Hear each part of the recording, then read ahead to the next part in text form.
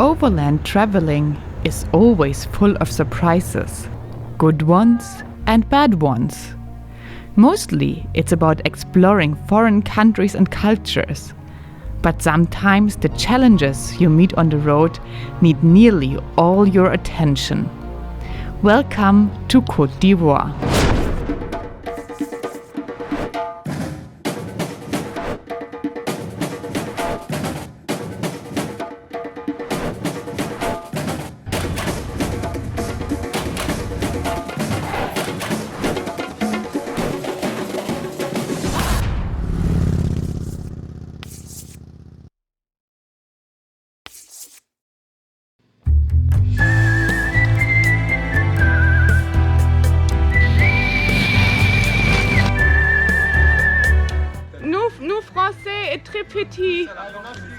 After a little chat at the border, we entered Côte d'Ivoire, riding through small villages on narrow, bad roads.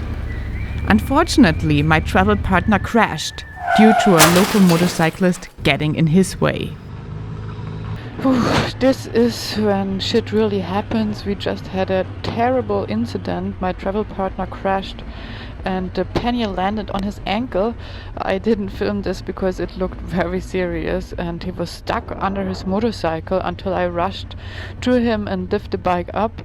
And as you see, we're up and right again, but he has massive pain in his foot and we didn't even dare to take the boot off. So we decided to skip exploring the area here and we are heading straight to the next bigger city, which is Man.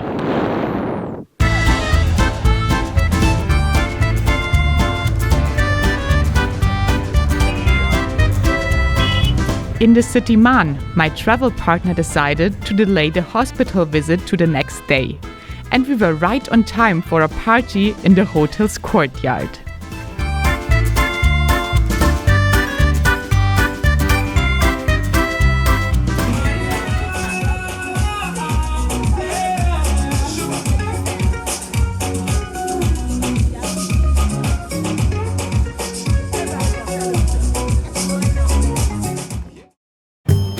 We arrived in Man yesterday after a very, very long day of riding from Liberia. Somehow the roads were much worse than we thought. And it's a beautiful area between some mountains. We first wanted to discover this area around Man with our motorcycles because it's supposed to be beautiful, but hairpins on gravel had a little accident yesterday with a local biker and he got his ankle covered under his bike, so we have to go to Abidjan now as quick as possible. It will take us probably 2 days to get him to the hospital and to check if his ankle is alright because it's pretty swollen and hurtful.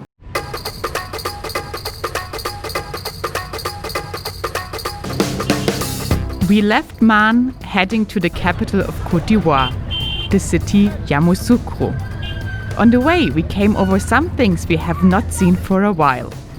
Number 1, traffic lights.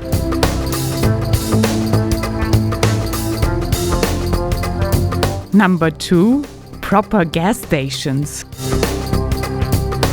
So now there's a huge change to all the countries that I've been before. Here like real gas stations with fridges.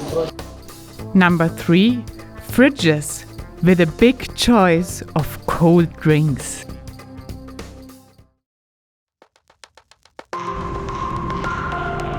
All of us might know Côte d'Ivoire under a different name. Maybe as Ivory Coast, or German translated as Elfenbeinküste. All the different translations caused a big confusion internationally why the president made a law in 1985 that the country's name is only allowed to be used in the French version, Côte d'Ivoire. International media still might use the translation in their own language, but inside the country there is even a fine on using a different term than the official Côte d'Ivoire. The roads of Yamoussoukro are wide and empty. Only 280,000 people live in Côte d'Ivoire's capital. Indeed, it's the first West African capital we were able to enter without being stuck in a traffic jam.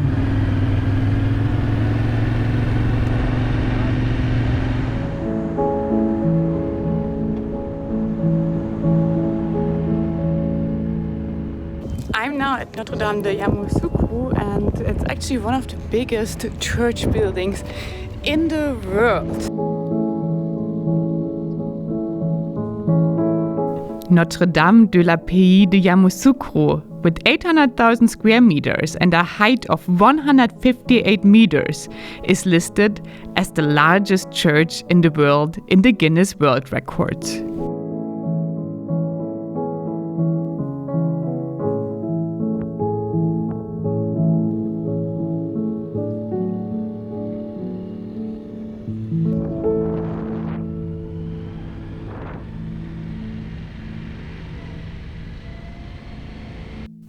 Getting closer to Abidjan, we learned another lesson.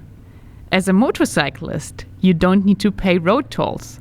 So we were forced to turn around in the middle of the main highway and take the motorcyclist detours around the toll booth.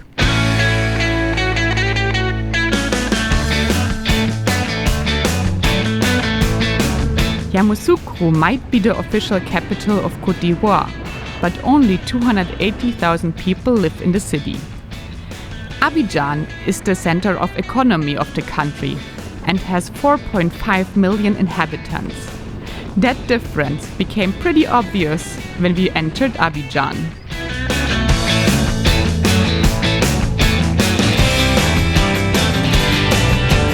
Never not doing something illegal when entering a West African city. Today we're driving on empty bus lanes to skip the traffic jam.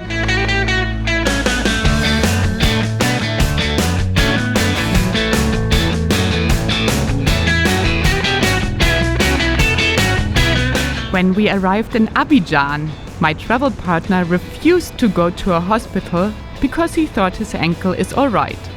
Now, several months later, he, by the way, still complains about some pain in his ankle every now and then. The lesson?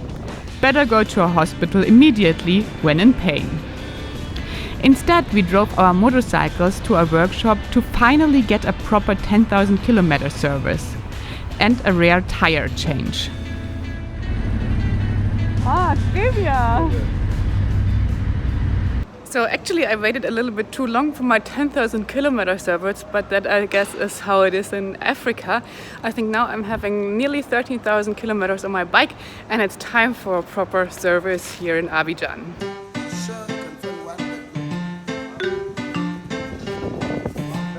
This is how air filters look like if you have been riding through Guinea, Sierra Leone, Liberia on basically dirt roads. Not very good. Do you recognize this new motorcycle I'm standing at? That's the Fox. Our motorcycles looked like new, but the tires we sent from Europe were lost by DHL and still didn't arrive. So we set out on a mission to find rare tires for our big motorcycles in Abidjan. So today we are looking for tires because our tires were off much faster than we thought, and we hope we have some luck, otherwise we need to wait for tires coming from Europe. The first workshop did not have our size in stock, but connected us with another dealer. In the end, we found 2 tires that were not the exact size, but the mechanic said they would fit on our rims. No, not these ones. That here were our new tires. So this is St. Paul's Cathedral behind me. This is the whole structure. It's the second biggest church in Africa. St. Paul's Cathedral is one of the most remarkable buildings of the city.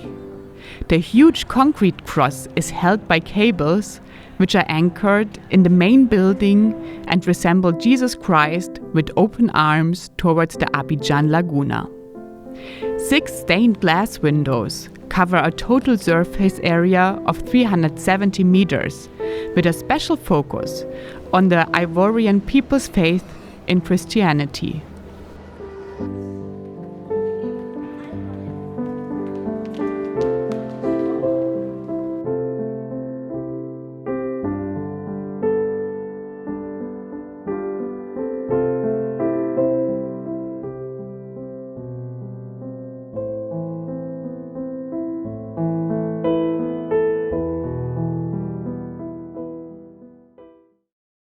We exited Abidjan as illegally as we entered, using walkways instead of roads. Where do we go from here? We could go anywhere. After we found new tires, we are finally leaving Abidjan and heading to Ghana today. We could go anywhere. Life has its Just in case you wondered why my travel partner all of a sudden has blonde hair. We got a new travel companion in Abidjan who rides as a pillion on the Africa Twin and will accompany us until Benin.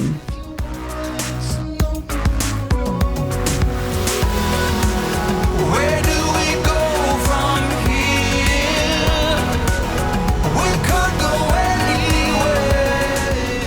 At one point we came over some nice looking forest trails and this lovely sign. Of course we didn't spend too much time looking at it and went straight into the mystery forest.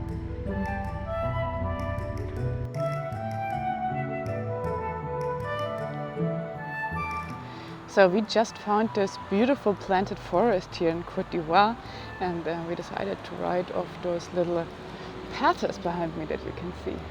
We met local harvesters in the forest who told us that this forest was a rubber tree plantation. Little buckets on the side of the trees collecting the caoutchouc. But then it was time to say goodbye to the workers and to Côte d'Ivoire. Thanks for joining the brief journey through Côte d'Ivoire.